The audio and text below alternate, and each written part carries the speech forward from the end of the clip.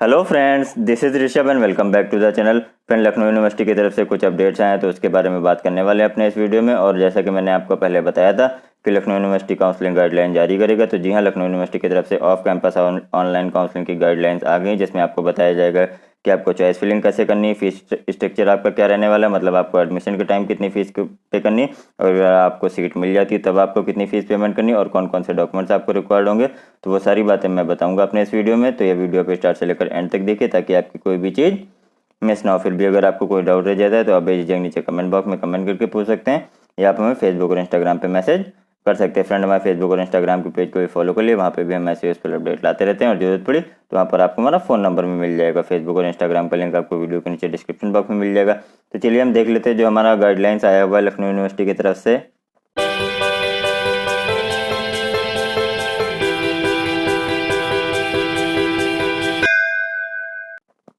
तो जी हाँ फ्रेंड, देख लीजिए, हमारा off campus online counselling guideline आया हुआ है लखनऊ यूनिवर्सिटी की तरफ से। आपकी काउंसलिंग कब से स्टार्ट है? आपकी काउंसलिंग 22 सितंबर से 2 बजे के बाद से स्टार्ट है। तो बने रहिए हमारे साथ और चैनल को सब्सक्राइब करके नोटिफिकेशन का आइकॉन को हिट कर दी। जैसे आपकी काउंसलिंग स्टार्ट होगी, step by step choice filling का पूरा प्रोसीजर मैं अपने वीडियो में लेके आने वाला हूँ अपने चैनल पे। तो बने रहिए और चैनल के नोटिफिकेशन के आइकन को हिट कर दिए। मैं अपने चैनल पे ऐसे यूजफुल अपडेट लाता रहता हूँ, ठीक है। उसके बाद क्या है, उसके बाद आपको देख लीजिए कौन कौन से स्टेप्स को फॉलो करना है। तो सबसे पहले क्या करना है, आपको रजिस्ट्रेशन करना है। तो रजिस्ट्रेशन करने के लिए क्या करना है, candidate who have been allotted rank in the merit list can participate in online counselling, मतलब जिनको भी रैंक अलॉट हुई है वो ऑनलाइन काउंसलिंग में पार्टिसिपेट कर सकते हैं, ठीक है। उसके बाद दूसरा पॉइंट क्या करे, दूसरा पॉइंट कह रहा है candidates interested to participate in process have to register through login credential provided by them in the time of form filling, मतलब वही आपको रजिस्ट्रेशन और रजिस्ट्रेशन नंबर और पासवर्ड डालना है, ठीक है। उसके बाद आप लॉगिन कर लेंगे। आप बने रहेंगे हमारे साथ, तो मैं पूरा स्टेप बाय स्टेप प्रोसीजर करके बताऊंगा जैसे आपका काउंसलिंग स्टार्ट हो जाएगी, ठीक है। उसके बाद तीसरा पॉइंट क्या करेगा, तीसरा पॉइंट करे इन case of they forgotten the password, मतलब अगर आप पासवर्ड भूल गए होंगे तो आप रीजनरेट भी कर सकते हैं पासवर्ड। उसके बाद क्या है, उसके बाद है the following have to be done during the registration, मतलब कौन कौन से स्टेप्स को आपको फॉलो करना है रजिस्ट्रेशन के समय, तो वो नीचे बताए गए हैं।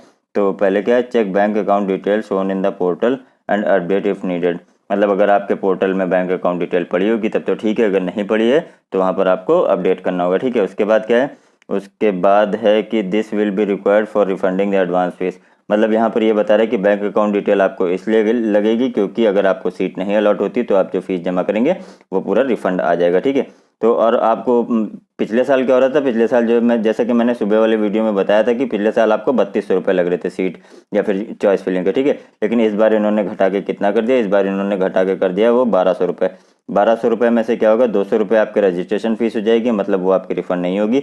लेकिन अगर आपको सीट कोई अलॉट नहीं होती तो 1200 में से 1000 रुपये आपके रिफंड हो जाएंगे। और अगर आप सीट कंफर्म करते हैं, आपको सीट कोई अलॉट हो जाती तो वो तब आपको कितनी फीस पेमेंट करनी होगी बाद में सीट कंफर्म के टाइम, वो मैं आगे चल के बताऊंगा, ठीक है। और ये पेमेंट आप किसी भी तरह कर सकते हैं, net banking, debit card, credit card, कैसे भी आप ये पेमेंट कर सकते हैं, ठीक है। देख लिए, फिर यहाँ पर यही बता रहा है कि आपको 1000 रुपये वापस मिल जाएंगे। उसके बाद क्या है, if the candidate allotted seat then advance fee will be adjust in the same fee, मतलब यही बता रहा है जो मैं आपको पहले बता चुका हूँ कि अगर आपको सीट अलॉट हो जाएगी तो ये जो 1000 रुपये होंगे आपके 1200 में से, वो आपकी जो कोर्स फीस होगी उसमें एडजस्ट हो जाएंगे, ठीक है। उसके बाद क्या है, उसके बाद है हमारा नेक्स्ट पॉइंट है, in case candidate is allotted the seat and she does not deposit the seat confirmation fees the advance fees of 1000 rupees will not refunded, मतलब यहाँ पे बता रहा है कि आपको अगर सीट अलॉट होगी, ठीक है, आपने चॉइस फिलिंग करी, उसके बाद सीट आपकी अलॉट होगी, उसके बाद आप क्या करते हैं, सीट कंफर्मेशन फीस नहीं पे करते। ये तो फ्रेंड आपको क्या है, ये एडवांस फीस है 1000 रुपये, ठीक है। इसके बाद आपकी जो भी कोर्स की फीस होगी, जैसे मैं बीए की बात कर लेता हूँ तो बीए की टोटल फीस है 4500 रुपये, ठीक है, मतलब 4500 रुपये। तो आपको सीट मिल जाएगी तो 1000 रुपये आपने पहले जमा कर दिए हैं, फिर आपको कितना है, 3500 रुपये और जमा करने हैं। तो अगर वो आप 3500 रुपये नहीं जमा करते हैं तो एक तो आपको सीट नहीं मिलेगी, दूसरा आपका ये 1000 रुपये रिफंड नहीं आएगा। तो रिफंड किनको आएगा, जिनको कोई भी सीट नहीं मिलेगी उन्हीं को रिफंड आएगा, ठीक है। उसके बाद क्या है, उसके बाद नेक्स्ट पॉइंट क्या करे, नेक्स्ट पॉइंट कह रहे the registration fees not refundable under the any circumstances, मतलब जो आपकी 200 रुपये रजिस्ट्रेशन फीस है वो आपकी रिफंडेबल नहीं है, बाकी आपका 1000 रुपये जो है वो रिफंडेबल है, ठीक है। उसके बाद क्या करें, उसके बाद कह रहा है कि only registered candidate will be able to fill the choice filling, मतलब जो रजिस्ट्रेशन कराएंगे वही अपना चॉइस फिलिंग कर सकते हैं। रजिस्ट्रेशन कैसे कराना होगा वो सारी बातें जैसे आपका लिंक खुलेगा 22 तारीख को 2 बजे, मैं तुरंत अब वीडियो लेके आ जाऊँगा, ठीक है। उसके बाद क्या है, उसके बाद आइए देख लेते हैं चॉइस फिलिंग क्या करना है। तो चॉइस फिलिंग ये है for all program except B and B honours, B और बी ऑनर्स को छोड़ के सभी के लिए सेम प्रोसीजर फॉलो करना है। ये प्रोसीजर मैं आपको पहले भी बता चुका हूँ, लेकिन ये नई गाइडलाइन आई तो देख लेते कोई चेंज तो नहीं है इसमें।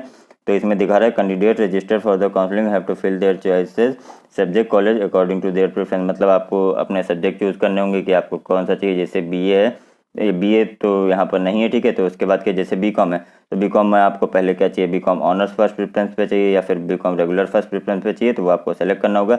इसी तरह हमारे बीएससी वाले स्टूडेंट्स होंगे तो बीएससी में आपको बीएससी पीसीएम के साथ आपको इकोनॉमिक्स चाहिए या फिर स्टैटिक्स चाहिए या नहीं चाहिए, वो आपको सारी प्रेफरेंस सेलेक्ट करनी होंगी, ठीक है। उसके बाद क्या है, उसके बाद है सेकंड नंबर पे candidate can give many choices as they want. मतलब आप ज़्यादा से ज़्यादा चॉइसेस दे सकते हैं जितने भी आपने जो कोर्स के लिए अप्लाई किया होगा। जैसे बीएससी के लिए अप्लाई किया तो बीएससी में जितने ज़्यादा से ज़्यादा चॉइसेस होंगे वो सभी चॉइसेस आप भर सकते हैं, ठीक है। उसके बाद क्या है, उसके बाद है lower rank candidates are advise to give more choices so that they are not denied allotment. मतलब जिनके लोअर रैंक है वो ज़्यादा से ज़्यादा चॉइसेस भरेंगे तो अच्छा रहेगा, ताकि उनको कोई ना कोई सीट मिल जाए, ठीक है। उसके बाद क्या है, उसके बाद दे रखा है choices can be arrange in any number of time till final submission if they have not lock there choices. मतलब आपको चॉइस लॉक करनी होगी पेमेंट के बाद। तो वो कब करनी होगी, वो तो जब करनी होगी तब मैं बताऊंगा। लेकिन उसमें क्या है, जो मैं फॉर्म फिलिंग का या फिर स्टेप बाय स्टेप जो आपका चॉइस फिलिंग होगा उस वीडियो में मैं आपको बता दूंगा। उसको आप कभी भी अरेंज कर सकते हैं। जैसे आपका मन है, पहले आपने लिया बीएससी जेडबीसी, ठीक है, लेकिन फिर सोच रहे हैं यार जेडबीसी में ज़्यादा कंपटीशन है, तो सेकंड नंबर पे आपने रखा था जूलॉजी बॉटनी और स्टैटिक्स, तो उसको आप फर्स्ट नंबर पे भी कर सकते हैं या फिर फर्स्ट नंबर वाले को सेकंड नंबर पे, ऐसे आप रीअरेंज भी कर सकते हैं जब तक आप लॉक नहीं करते, ठीक है। उसके बाद क्या, the choice filled by candidate are final can not be change once lock. मतलब यहाँ पर ये बता रहा है कि आपको जो भी चॉइस फिलिंग करनी है वो जब आप एक लॉक का ऑप्शन आएगा, ठीक है, तो लॉक करने के बाद आपको क्या होगा, कोई भी चॉइस आप दोबारा फिल नहीं कर सकते या फिर दोबारा एडजस्ट नहीं कर सकते। उससे पहले आपको जो भी अरेंज करना है, फर्स्ट नंबर पे क्या देना है, सेकंड नंबर पे क्या देना है, थर्ड नंबर पे क्या देना है, वो आप कर सकते हैं, ठीक है। उसके बाद क्या है, उसके बाद है हमारा नेक्स्ट पॉइंट है। नेक्स्ट पॉइंट में कह रहा है if candidate has submitted the choice but not log after the last date of choice filling is over it will automatically be log before seat allotment. मतलब ये बता रहा है कि आपने चॉइस फिलिंग कर दी, ठीक है, लेकिन लॉक नहीं किया। लॉक करना होता है फ्रेंड, लॉक नहीं किया तो क्या होगा, जो भी आपने चॉइस फिलिंग करी होगी वो ऑटोमेटिकली लॉक हो जाएगा, ठीक है, आप फिर अरेंज नहीं कर पाएंगे। उसके बाद क्या करें, उसके बाद नेक्स्ट पॉइंट करें कि if candidate had registered for counselling but not submitted the choice filling he shield will not be able to consider for seat allotment. मतलब यहाँ पर ये बता रहा है कि आपने रजिस्ट्रेशन तो करा लिया, ठीक है, उसके बाद आपने क्या किया, आपने चॉइस फिलिंग नहीं करी या सीट लॉक नहीं करी, तो आपको क्या होगा, आपका सीट अलॉटमेंट के लिए आपको कंसीडर नहीं किया जाएगा, ठीक है। उसके बाद क्या है, उसके बाद seat allotment result will be available only on candidates login where no where else. मतलब आपके लॉगिन आईडी पासवर्ड पे ही आपको दिखाएगा कि आपको कौन सी सीट अलॉट हुई। जैसे मेरिट लिस्ट आई, इस तरीके से आपकी लिस्ट नहीं आएगी कि इसको ये सब्जेक्ट मिला, इसको ये सब्जेक्ट मिला, इसको ये सब्जेक्ट मिला। आपको लॉगिन करके देखना होगा, वहाँ पर आपको दिखा देगा कि आपको अलॉट हुई है या नहीं अलॉट हुई है, ठीक है। तो बने रहिए हमारे साथ, जैसे जैसे स्टेप्स आएंगे, जैसे जैसे डेट बढ़ेगी, जो भी स्टेप्स होंगे वो मैं अपने चैनल पे अपडेट करता रहूँगा, ठीक है।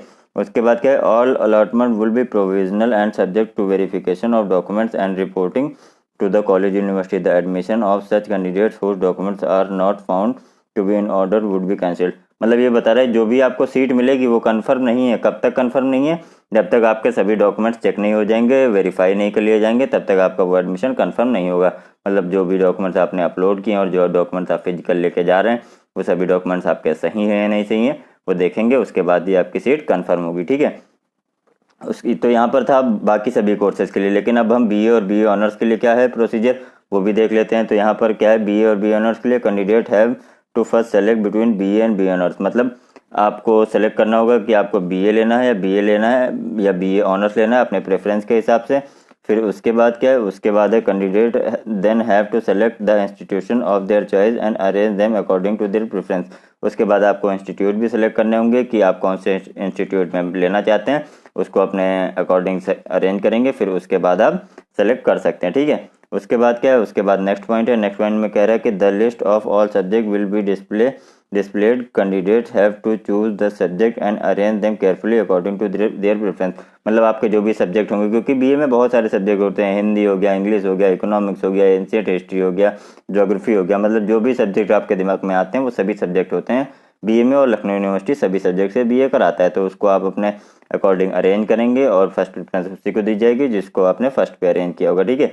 उसके बाद क्या है, उसके बाद नेक्स्ट पॉइंट है candidate can give as many choices as they want. मतलब यहाँ पर आपको कोई बाउंडेशन नहीं है कि आपको कितनी चॉइस फिल करनी है, आप जितनी ज़्यादा से ज़्यादा चॉइसेस अवेलेबल होंगे वो सभी चॉइसेस आप फिल कर सकते हैं। मतलब 10, 15, 12, 20 सब्जेक्ट भी आप फिल कर सकते हैं, उसमें से कोई आपको 3 नहीं मिलेंगे, ठीक है। उसके बाद क्या है, उसके बाद है हमारा in BA candidates are advise to select their subject in order to preference very carefully before locking their choice they should read counselling guidelines. मतलब यहाँ पर ये बता रहा है कि आपको जो अपनी चॉइस फिलिंग करनी है वो बहुत केयरफुली करनी, क्योंकि एक बार आपकी सीट लॉक हो जाएगी या फिर चॉइस फिलिंग लॉक हो जाएगी, उसके बाद आप उसको एडिट नहीं कर सकते हैं, ठीक है। और फिर क्या दे रखा है, और दे रखा है lower rank candidates are advise to, मतलब यहाँ पर वही बता रखा है कि जिनकी लो रैंक है वो ज़्यादा से ज़्यादा चॉइस फिलिंग करें, ताकि किसी ना किसी कोर्स में या किसी ना किसी कॉलेज में उनका सिलेक्शन हो जाए, ठीक है। उसके बाद क्या है, उसके बाद है choices can be arrange in any number of time, मतलब टिल फाइनल सबमिशन। मतलब यहाँ पर आपको पूरा वही चीज़ें बता रहे, कुछ नया नहीं है कि आप कभी भी अपनी चॉइस फिलिंग को एडजस्ट कर सकते हैं, ऊपर नीचे कर सकते हैं, लेकिन लॉक करने से पहले, जैसे आपने लॉक कर लिया उसके बाद आप कुछ भी एडिट नहीं कर सकते हैं। उसके बाद क्या है, उसके बाद if a candidate has submitted the choice filling, मतलब ये सारी वही बता रहा है कि आपने अगर सबमिट कर दिया और लॉक नहीं किया है तो जो ऐसे लास्ट डेट होगी तो वहाँ से अपने मन से उसकी सीट लॉक हो जाएगी। मतलब क्या है, मैं बता देता हूँ, जैसे आपने सोचा कि फर्स्ट नंबर पे ये दिया, सेकंड नंबर पे ये दिया, फोर्थ नंबर पे ये दिया, फिफ्थ नंबर पे ये दिया सब्जेक्ट, ठीक है। उसके बाद क्या है, आपने लॉक नहीं किया, लॉक करने का एक ऑप्शन होता है, वो जो मैं चॉइस फिलिंग वाला वीडियो लेके आऊँगा उसमें मैं बता दूंगा। तो बने रहिए हमारे साथ और चैनल को सब्सक्राइब करके नोटिफिकेशन के आइकन को हिट कर लिए। मैं अपने चैनल पे बहुत ही यूजफुल अपडेट लाने वाला हूँ आने वाले समय में। तो हाँ, मैं कहा था, मैं बता रहा था कि आपने 4-5 सब्जेक्ट फिल कर दिया, ठीक है, सीरियल वाइज, लेकिन आप अभी श्योर नहीं कि मैं किसको फर्स्ट नंबर पर रखूँ, किसको सेकंड नंबर पर रखूँ, किसको थर्ड नंबर पर रखूँ। तो लास्ट डेट से पहले अगर आप श्योर होकर उसको अरेंज करके चॉइस फिलिंग लॉक कर देते हैं तब तो ठीक है। अगर आप उससे पहले नहीं लॉक करते हैं तो यूनिवर्सिटी लास्ट डेट पे आपकी जो भी जिस ऑर्डर में आपने चॉइस फिलिंग करी होगी उसको वो यूनिवर्सिटी अपनी तरफ से लॉक कर देगी, ठीक है। और उसके बाद क्या है, उसके बाद क्या है, सीट अलॉटमेंट। अब सीट कैसे मिलेगी वो भी मैं बता देता हूँ अपने इस वीडियो में। तो सीट मिलेगी, allotment will be done strictly on the basis of overall rank candidate as well as subject और कॉलेज दे हैव ऑर्डर। मतलब यहाँ पर आपके रैंक के हिसाब से आपका चॉइस फिलिंग होगी, उसके बाद आपने कौन सा कॉलेज लिया है वो भी देखा जाएगा। तो उस रैंक, उस कॉलेज को किस रैंक से, हाई रैंक में कितने लोगों ने अप्लाई किया, लो रैंक में कितने लोगों ने अप्लाई किया है। उसके बाद क्या है, उसके बाद है allotment of all the 3 subject will be done from the preference block. मतलब मैंने जैसे बताया कि बीए में आपको 3 सब्जेक्ट चूज करने होते हैं, तो जो भी आपने पहले प्रेफरेंस में दिया होगा उसी हिसाब से आपके पहले 3 सब्जेक्ट मिलेंगे या 3 सब्जेक्ट मिलेंगे, उसको आप दोबारा चेंज नहीं कर सकते, ठीक है। हाँ, अपग्रेड का ऑप्शन होगा, तो अपग्रेड में क्या करना होगा वो भी मैं आगे चल के बताऊंगा, ठीक है। उसके बाद क्या है, ये सब बातें हो गई, ठीक है। उसके बाद यहाँ पर फोर्थ पॉइंट है, फोर्थ पॉइंट में कह रहा है कि seat confirmation and provisional allotment cum certification confirmation letter download. मतलब आपको जब सीट कंफर्म हो जाएगा तो उसके बाद आपको क्या करना होगा, जो आपको सीट मिली होगी उसकी आपकी पेमेंट करनी होगी, और उसके बाद आपको क्या करना होगा, सीट कंफर्मेशन लेटर आपको डाउनलोड कर लेना होगा, ठीक है। उसके बाद क्या करें, उसके बाद करें candidate who have been allotted a seat will have to download provisional allotment letter, ये मैंने आपको बता ही दिया। उसके बाद 4.2 क्या करें, कह रहा है कि the candidate who have been allotted a seat in the university of Lucknow campus have to submit the seat confirmation fee according to the table 1, while those who have been allotted seat in college have to pay seat confirmation fee as per table 2 have deposit the remaining amount in the allotted college। मतलब यहाँ पे बता रहे हैं कि अगर आपको LU का मेन कैंपस मिलता है तो आपको कितनी फीस पे करनी है, वो टेबल 1 में दिखा रखा है, और आपको एलयू से कोई एफिलिएटेड कॉलेज मिलता है तो उसमें आपको कितनी फीस पे करनी है वो टेबल 2 में दिखा रखा है। अभी मैं आगे चल के टेबल 1 और टेबल 2 भी दिखा दूंगा, ठीक है। उसके बाद क्या है, उसके बाद नेक्स्ट पॉइंट करा है, नेक्स्ट पॉइंट करा है the candidate who have been not allotted the first preference can opt for upgradation. Option for upgradation will be given only those candidate who have paid their seat confirmation fee. मतलब यहाँ पर ये बता रहा है जिनको फर्स्ट राउंड में seat allot नहीं होगी, ठीक है, तो वो क्या कर सकते हैं, वो सीट अपग्रेड कर सकते हैं। सीट अपग्रेड करने के बाद हो सकता है उनको सेकंड राउंड में फीस या सीट मिल जाए, लेकिन सीट अपग्रेड के लिए आपको सीट अपग्रेडेशन की फीस पेमेंट करनी होगी। कितनी फीस पेमेंट करनी वो भी मैं आगे चल के बताऊंगा अपने इस वीडियो में, बने रहिए हमारे साथ। उसके बाद क्या है, उसके बाद है they have to give option whether they want to retain the allotted subject college और दे वांट टू अपग्रेड। मतलब अगर आपको कोई सब्जेक्ट मिल जाता है, ठीक है, अगर आप चाहते हैं कि आपको वही सब्जेक्ट मिले तो आप उसको कंफर्म कर सकते हैं, या फिर अगर आप चाहते हैं नहीं मुझे इससे और अच्छा सब्जेक्ट चाहिए, जैसे मान लेते हैं हमने फर्स्ट चॉइस कुछ और दी, सेकंड चॉइस कुछ और दी, थर्ड चॉइस कुछ और दी, फोर्थ चॉइस कुछ और दी।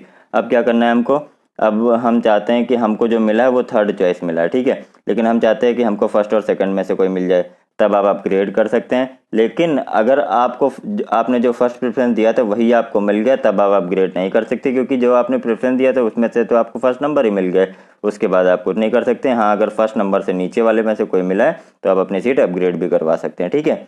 उसके बाद नीचे क्या दे रखा है, उसके बाद दे रखा है कि in case of upgradation they would be allotted the subject college for higher probability in the same college. मतलब यही बता रहा है कि आपको वही हायर प्रोबेबिलिटी, जैसे आपको 3-4 है, इसमें से आपको थर्ड वाला मिला है तो आप अपग्रेड करेंगे तो ऊपर के 2 मिलेगा। आप ये सोचे कि नीचे वाला कोई मिल जाएगा तो नीचे वाला नहीं मिलेगा, ठीक है।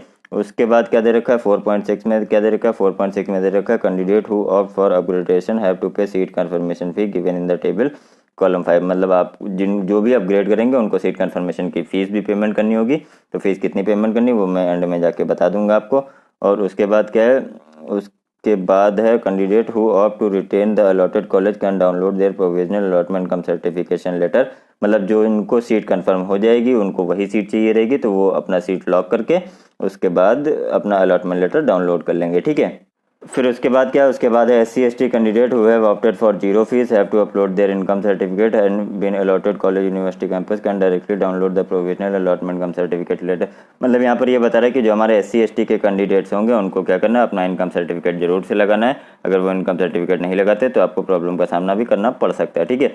उसके बाद क्या है, उसके बाद है कुछ इतना इंपॉर्टेंट है नहीं। उसके बाद आइए हम बता देते हैं, जब आपको रिपोर्ट करना है कॉलेज में तो क्या करना होगा। तो आपको जब कॉलेज में रिपोर्ट करना होगा तो वहाँ पर the candidate has to report the office of concern. मतलब जो भी आपको कॉलेज यूनिवर्सिटी मिलेगा वहाँ के ऑफिस में जाकर आपको रिपोर्ट करना होगा। कब रिपोर्ट करना होगा, वो आपको अलॉटमेंट लेटर में दे रखा होगा डेट और टाइम और कॉलेज का नाम, तो वहाँ पर जाकर आपको दिए गए डेट और टाइम पे कॉलेज में जाकर रिपोर्ट करना है, ठीक है। उसके बाद क्या है, उसके बाद आपको ओरिजिनल और सेल्फ अटेस्टेड डॉक्यूमेंट्स भी लेके जाने हैं। तो कौन कौन से डॉक्यूमेंट लेके जाने हैं वो मैं यहाँ पर आपको बता देता हूँ। और हाँ, अगर वो डॉक्यूमेंट्स आपके गलत पाए जाते हैं तो आपका एडमिशन रिजेक्ट भी हो सकता है, ठीक है। तो कौन कौन से डॉक्यूमेंट लेके जाने हैं वो मैं यहाँ पर आपको बता देता हूँ। तो पहला क्या है, print out of provisional allotment cum confirmation letter. मतलब जो आपका अलॉटमेंट लेटर होगा उसको आपको लेके जाना है। जो भी आपका कॉलेज का नाम दे रखा होगा या यूनिवर्सिटी का नाम दे रखा होगा उस कॉलेज में आपको दिए गए टाइम पे जाना है, ठीक है। उसके बाद जो आपने एप्लीकेशन फॉर्म भरा था, मतलब जो आपका रजिस्ट्रेशन फॉर्म था जब आपने लखनऊ यूनिवर्सिटी के लिए अप्लाई किया होगा, तो वो फॉर्म भी लेके जाना है। उसको कैसे डाउनलोड करना, अगर आपके पास डाउनलोड है तो वेल एंड गुड, अगर नहीं डाउनलोड है तो मैं एक वीडियो लेके आ चुका हूँ। वो वीडियो इधर कहीं आपको डिस्क्रिप्शन बॉक्स में मिल जाएगा या फिर आई बटन में मिल जाएगा, वहाँ से जाके आप देख लेंगे कि आपको अपना रजिस्ट्रेशन फॉर्म या एप्लीकेशन फॉर्म कैसे डाउनलोड करना है, ठीक है। उसके बाद क्या है, उसके बाद है all marksheet and caste certificate. मतलब आपको सभी मार्कशीट और सर्टिफिकेट लेके जाने हैं अभी तक क्वालिफाइंग एग्जामिनेशन तक। मतलब अपनी 10th की मार्कशीट, 12th की मार्कशीट और उसके आपके जो 10th का पासिंग सर्टिफिकेट होता है, 12th का पासिंग सर्टिफिकेट होता है, वो सारी चीज़ें आपको लेके जानी होंगी, ठीक है। उसके बाद क्या है, उसके बाद है आपका कैटेगरी सर्टिफिकेट। कैटेगरी सर्टिफिकेट आपको ओरिजिनल लेके जाना है, ठीक है। उसके बाद क्या है, ओरिजिनल आईडी प्रूफ। मतलब जो आपकी गवर्नमेंट आईडी प्रूफ होता है, फोटो आईडी प्रूफ, जैसे आपका आधार कार्ड हो सकता है, आपका पैन कार्ड हो सकता है, आपका DL हो सकता है, आपका पासपोर्ट हो सकता है। इसमें से आप कुछ भी लेके जा सकते हैं। इसकी फोटोकॉपी भी ले लीजिएगा और उसको सेल्फ अटैच भी कर लीजिएगा, ठीक है। उसके बाद क्या है, उसके बाद है आपका 2 पासपोर्ट साइज फोटोग्राफ। फिर उसके बाद copies of all fee receipt. मतलब जो भी आपने फीस पेमेंट करी है अभी तक उसकी सबकी रिसिप्ट लेके जानी होंगी। फिर उसके बाद क्या है, कास्ट सर्टिफिकेट भी लेके जाना है। अगर EWS वाले हैं तो EWS का सर्टिफिकेट लेके जाना है, SC वाले हैं तो SC का, OBC वाले हैं तो OBC का, ST वाले हैं तो ST का सर्टिफिकेट आपको लेके जाना है, ठीक है। उसके बाद क्या है, इनकम सर्टिफिकेट भी लेके जाना है आपको। अगर आपने इनकम सर्टिफिकेट के लिए क्लेम किया होगा तो इनकम सर्टिफिकेट भी लेके जाना है, ठीक है। तो ये तो हो गया हमारा फर्स्ट अलॉटमेंट। उसके बाद आइए हम बात कर लेते हैं सेकंड अलॉटमेंट की। तो second allotment will be carried out by the online process of merit come option basis choice submitted by candidate in step 2 of this guideline. तो फ्रेंड यहाँ पर ये बता रहा है कि आपका सेकंड अलॉटमेंट भी आएगा। जब जैसे फर्स्ट अलॉटमेंट आएगा उसके कुछ दिन बाद आपका सेकंड अलॉटमेंट आएगा। अगर सेकंड अलॉटमेंट में आपका रिजल्ट आता है तो आपको फिर से वही सारे प्रोसीजर फॉलो करने हैं, कुछ नया चीज़ यहाँ पर नहीं है, ठीक है। उसके बाद क्या दे रखा है, उसके बाद दे रखा है upgradation and allotment will be done on the simultaneously. मतलब एक साथ आपका अपग्रेडेशन और अलॉटमेंट होगा, ठीक है। The following candidate will be included for second allotment. अब सेकंड अलॉटमेंट के लिए कौन कौन से कैंडिडेट कंसिडर किए जाएंगे, तो यहाँ पर दे रखा है all candidate whose were seat in first allotment and have paid their seat confirmation fees for upgradation, ठीक है। जिनकी फर्स्ट अलॉटमेंट में आपको सीट अलॉट हो गई होगी उन्होंने सीट कंफर्मेशन फीस पे कर दी और अपग्रेड किया होगा, तो उन्हीं का सेकंड राउंड में आएगा, ठीक है। उसके बाद क्या है, उसके बाद है आपका all candidate who have filled their choice filling but not allotted any seat during first allotment. मतलब और उनका भी नाम आएगा जिन्होंने चॉइस फिलिंग तो कर दी थी लेकिन फर्स्ट अलॉटमेंट में उनको कोई सीट अलॉट नहीं हुई थी, तो उनको सेकंड राउंड में सीट अलॉट हो सकती है, ठीक है। उसके बाद क्या, the following candidate will not B consider during second allotment. और सेकंड अलॉटमेंट में किसको कंसीडर नहीं किया जाएगा वो भी यहाँ पर दे रखा है, those who were allotted seat during receiving first allotment letter but did not pay the seat confirmation fee. मतलब जिनको फर्स्ट अलॉटमेंट में आपकी सीट कंफर्म हो गई थी लेकिन उन्होंने सीट कंफर्मेशन फीस नहीं पे करी है तो उनका सेकंड अलॉटमेंट में भी नाम नहीं आएगा, ठीक है। और फिर क्या है, फिर दे रखा है कि those who were allotted college in first allotment and have opted the retain college, मतलब जिनको फर्स्ट अलॉटमेंट में क्या है सीट कंफर्म कर ली, ठीक है, आपकी सीट आ गई और आपने सीट कंफर्म कर दी तो आपको सेकंड अलॉटमेंट में रिजल्ट नहीं है क्योंकि आपने फर्स्ट में सीट कंफर्म कर दी, ठीक है। तो फ्रेंड यहाँ पर इतनी सारी बातें बताई गई थी तो वो सारी बातें मैंने आपको बता दी, कुछ और नया चीज़ यहाँ पर नहीं है। डॉक्यूमेंट्स कौन कौन से रिक्वायर्ड हैं वो सारी बातें मैंने कर ली हैं, ठीक है। उसके बाद आइए अब हम बता देते हैं आपको फ़ीस कितनी पे करनी होगी, किस कोर्स को कितनी फ़ीस पे करनी होगी सीट अलॉटमेंट के टाइम। तो सीट अलॉटमेंट के टाइम आपको जो हमारे BA वाले स्टूडेंट्स हैं इनको कितनी फ़ीस पे करनी है, इनकी आपकी फ़ीस है जैसे कि टोटल फीस कितनी है इनकी 10,080 रुपये, ठीक है। तो रजिस्ट्रेशन फीस कितनी है आपकी 200 रुपये और आपको जो एडवांस फीस पेमेंट करनी है मतलब फर्स्ट अलॉटमेंट में जो आपको फीस पेमेंट करनी है वो 1000 रुपये प्लस ये 200 रुपये पे करनी है, ठीक है। और अगर आपका नाम आ जाता है तो आप जो BA में स्टूडेंट्स हैं उनका नाम आ जाता है तो बची हुई कितनी फीस है 9,080 रुपये वो आपको पे करनी होगी सीट कन्फर्मेशन के टाइम। तो यहाँ पर हमने BA ऑनर्स की बात कर ली। उसके बाद आइए अब हम बात कर लेते हैं BA वाले स्टूडेंट की। तो BA वाले स्टूडेंट की टोटल फीस है 4,277 रुपये, जिसमें से 1000 रुपये आपको क्या करना होगा एडवांस फीस होगी, 200 रुपये आपका रजिस्ट्रेशन फीस होगा। तो अगर आपका नाम आ जाता है और आपको सीट कंफर्म करना है या फिर अपग्रेड करना है तो आपको कितनी 3,777 रुपये पे करना होगा, ठीक है। उसके बाद यहीं पे BSc वालों का है तो BSc वालों का भी यही सेम प्रोसीजर है, आपका 9,277 रुपये PCM ग्रुप की फ़ीस है। तो जिसमें से आपको 1000 रुपये एडवांस फीस पेमेंट करनी होगी, 200 रुपये आपकी रजिस्ट्रेशन फीस होगी और अगर आपका नाम आ जाता है तो आपको जो 9,277 में से 1000 रुपये घटा देते हैं तो 8,277 बचती है। तो इतनी फ़ीस आपको पेमेंट करनी होगी कब, जब आप सीट कंफर्मेशन या सीट अपग्रेड कराएंगे, ठीक है। तो यहाँ पर मैथमेटिक्स स्टैटिक्स वालों की भी सेम फीस थी, जियोलॉजी वालों की थोड़ी सी ज़्यादा फीस है यहाँ पर 10,777 रुपये। तो इसको आपको भी 1000 रुपये पेमेंट करना है स्टार्टिंग में जब आप सीट कंफर्मेशन या चॉइस फिलिंग करेंगे, लेकिन जब आपका नाम आ जाएगा तो आपको सीट कंफर्म या अपग्रेड करनी है तो आपको कितनी फ़ीस पे करनी है, तब आपको फ़ीस पे करनी है। कंफर्म करते हैं अगर आप तो आपको पे करनी है 9,777 रुपये, लेकिन अगर आप अपग्रेड करते हैं तब आपको कितनी फ़ीस पे करनी है, तब आपको पे करनी है 8,277 रुपये, ठीक है। तो यहाँ पर BSc के जितने भी कोर्सेज थे सबको ऐसी फ़ीस पेमेंट करनी है। यहाँ लास्ट में आपका जो हाई लेवल वाला BSc है जैसे कि आपका आता है physics, math and computer science, self finance. तो सेल्फ फाइनेंस की टोटल फीस कितनी है आपके 14,580 रुपये, लेकिन स्टार्टिंग में आपको कितनी पे करनी है, आपको 1,200 रुपये पे करनी है, जिसमें से 200 रुपये आपके रजिस्ट्रेशन फीस होंगे, 1000 रुपये आपकी एडवांस फीस होगी। लेकिन अगर आपका नाम आ जाता है और आप सीट कंफर्म करते हैं तो आपको कितना पे करना होगा, आपको पे करना होगा 13,580 रुपये आपको सीट कंफर्मेशन फीस पे कर देनी है। लेकिन अगर आप चाहते हैं सेल्फ फाइनेंस मिला और आप अपग्रेड करना चाहते हैं तो आपको 8,270 रुपये पे करनी होगी। तो यहाँ पर हमने BSc मैथमेटिक्स ग्रुप की बात कर ली। इसी तरह आइए अब हम बात कर लेते हैं BSc बायोलॉजी ग्रुप की। तो BSc बायोलॉजी ग्रुप में ZBC जो है हमारा उसकी टोटल फीस कितनी है 11,277 रुपये है, जिसमें से आपको एडवांस फीस 1000 रुपये पे करनी है, 200 रुपये आपका रजिस्ट्रेशन लगेगा और आपकी जो टोटल फीस होगी वो आपको अगर आपका सीट आ जाता है मतलब आपका नाम आ जाता है और अगर आपको सीट कंफर्म करना है तो 10,270 रुपये आपको पे करना होगा, ठीक है, जो आपकी बाकी बची फीस है। वहीं अगर आपका क्या कहते हैं अपग्रेड करना है तब भी आपको 10,270 रुपये पे करना होगा। तो यहाँ पर आपकी सारी फीसें सेम हैं तो कुछ बार बार बताने की ज़रूरत है नहीं, क्योंकि अगर हर एक बताऊँगा तो वीडियो बहुत लंबी हो जा रहा है और बोरिंग भी हो जाएगा। तो और हम बात कर लेते हैं genetics, genomics and chemistry and botany, ठीक है। तो ये वाली फ़ीस जो है इनकी फ़ीस कितनी है 24,270 रुपये है। तो अगर आपका नाम आ जाता है तो आपको सीट कंफर्मेशन के लिए 23,270 रुपये पे करनी है। लेकिन अगर आप अपग्रेड कराना चाहेंगे तो अपग्रेड कराने पे आपको क्या पेमेंट करना होगा 10,277 रुपये पेमेंट करना होगा, ठीक है। बाद में आपको जो 13,000 बचते हैं वो आपको बाद में पेमेंट करना है, ठीक है। उसके बाद आइए BCA की बात कर लेते हैं। तो BCA वालों की फ़ीस कितनी है 36,080 रुपये फ़ीस है। तो आपको लेकिन स्टार्टिंग में कितनी 1000 रुपये देनी है और 200 रुपये आपकी कितनी कौन सी पड़ेगी 200 रुपये आपकी रजिस्ट्रेशन फीस पड़ेगी और इसमें अपग्रेडेशन अलाउड नहीं है। तो जैसे आपकी सीट कंफर्म हो जाएगी तो आपको 35,080 रुपये बाद में पेमेंट करना होगा जब आप सीट कंफर्म करेंगे। अगर आप ये पेमेंट नहीं करते हैं तो आपकी सीट कंफर्म नहीं होगी, ठीक है।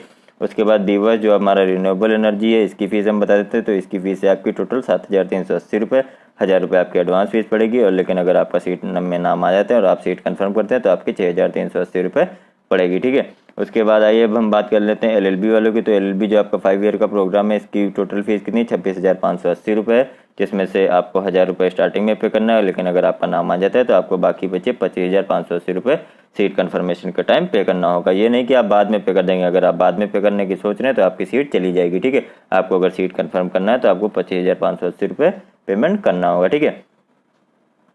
उसके बाद आइए अब हम बात कर लेते हैं बीकॉम की। तो फ्रेंड बीकॉम में जो हमारे बीकॉम रेगुलर है इनकी फ़ीस कितनी है? इनकी फ़ीस है आपकी 5,277 रुपये। तो इसमें आपको जो एडवांस फी पे करनी है वो पे करनी है आपको 1,000 रुपये। वहीं जो आपकी बची हुई फ़ीस है वो कितनी है? बची हुई फ़ीस जब आप सीट कंफर्म करेंगे तो आपको 4,277 रुपये पे करना होगा, ठीक है। वहीं सेल्फ फाइनेंस की, तो सेल्फ फाइनेंस की जो फीस है वो है आपकी 17,080 रुपये, जिसमें से 1,000 रुपये आपको एडवांस पेमेंट करना है। लेकिन अगर आपको सीट कंफर्म करनी होगी तो आपको 16,080 रुपये पे करना होगा।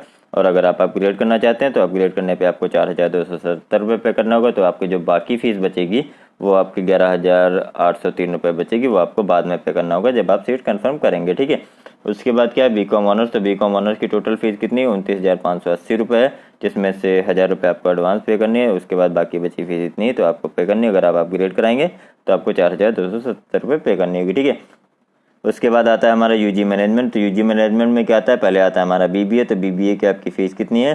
बीबीए की आपकी फ़ीस है 41,080 रुपये, जिसमें से आपको 1,000 रुपये सिर्फ एडवांस फीस पेमेंट करनी है चॉइस फिलिंग के समय। लेकिन अगर आपका नाम आ जाता है तो आपको जो बाकी बची फीस है 40,080 रुपये वो पेमेंट करनी होगी। लेकिन अगर आप अपग्रेड करना चाहते हैं तो अपग्रेड के लिए आपको 30,080 रुपये पेमेंट करना होगा, ठीक है। उसके बाद बीबीए इंटरनेशनल बिजनेस में भी सेम प्रोसीजर है। बीबीए मैनेजमेंट साइड में भी सेम प्रोसीजर है। बीबीए टूरिज्म में आपकी फ़ीस कम है, इसकी फ़ीस है आपकी 31,080 रुपये। तो इसमें आपको 1,000 रुपये एडवांस पेमेंट करना होगा। अगर आपका नाम आ जाता है तो आपको 30,080 रुपये पेमेंट करना होगा। अगर अपग्रेड करते हैं तब भी आपको 30,080 रुपये पेमेंट करना होगा, ठीक है। उसके बाद आइए हम बात कर लेते हैं बीवीए और बीएफए की। तो बीवीए और बीएफए की जो हमारे रेगुलर वाले स्टूडेंट्स हैं इनकी टोटल फ़ीस कितनी है? 1,072 रुपये है। तो एडवांस में आपको 1,000 रुपये पे करना है और बाद में आपको सीट कन्फर्म के टाइम कितना पे करना है? 9,072 रुपये। अगर आप अपग्रेड कराना चाहते हैं तब भी आपको 9,072 रुपये पेमेंट करना होगा। वहीं बीवी और बीएफए सेल्फ फाइनेंस वाले स्टूडेंट्स हैं तो इनकी आपकी टोटल फीस है 20,330 रुपये। आपको एडवांस पेमेंट करना है 1,000 रुपये का। और आपकी जो सीट कन्फर्मेशन फीस होगी, अगर आपका नाम आ जाता है और आपको वही सीट चाहिए होगी तो आपको 19,330 रुपये पेमेंट करना होगा। और अगर आप अपग्रेड कराना चाहते हैं तो आपको 9,072 रुपये पेमेंट करना होगा। तो आपका जो बैलेंस बचा है इसको आपको बाद में पेमेंट करना होगा, ठीक है। उसके बाद क्या है? उसके बाद आइए अब हम देख लेते हैं हमारा टेबल 2। टेबल 2 क्या कह रहे हैं? फ्रेंड टेबल 2 उनके लिए है जिनको लखनऊ यूनिवर्सिटी से कोई एफिलिएटेड कॉलेज मिलेगा। तो उनको क्या करना है वो मैं बता देता हूँ। आपका बीए को कितनी पेमेंट करनी है?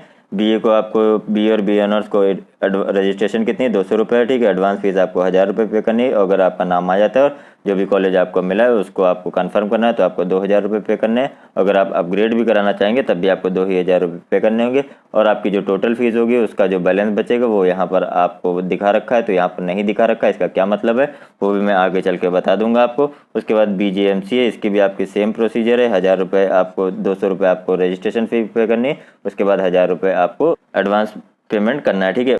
उसके बाद आता है हमारा बीकॉम। तो बीकॉम में क्या है? बीकॉम में बीकॉम और बीकॉम ऑनर्स। तो बीकॉम ऑनर्स और बीकॉम में क्या है? आपका 200 रुपये आपको रजिस्ट्रेशन के लिए पे करना है। 1,000 रुपये आपकी एडवांस फीस भी होगी। अगर आपको सीट कंफर्म या अपग्रेड करना है तो आपको 2,500 रुपये पेमेंट करनी होगी। बाकी जो फीस बचेगी वो मैं आगे चल के बताता हूँ आपको क्या करना है। उसके बाद बीएससी बायोलॉजी सभी के लिए आपको यही फीस आपको पेमेंट करनी है। बीएससी बायोलॉजी ग्रुप हो गया, मैथमेटिक्स ग्रुप हो गया, बीबॉस रिन्यूएबल एनर्जी हो गया, बीएससी एग्रीकल्चर हो गया, बीबीए बीएफए हो गया। इनको सबको आपको कितनी पेमेंट करनी है? इनको सबको आपको 1,000 रुपये पेमेंट करना है एडवांस फीस। 2,500 रुपये आपको क्या करना है? जब आपकी सीट कंफर्म होगी तो आपको 25 रुपये पे करना है। अगर आप अपग्रेड कराना चाहते हैं तब भी आपको 2,500 रुपये पेमेंट करना होगा।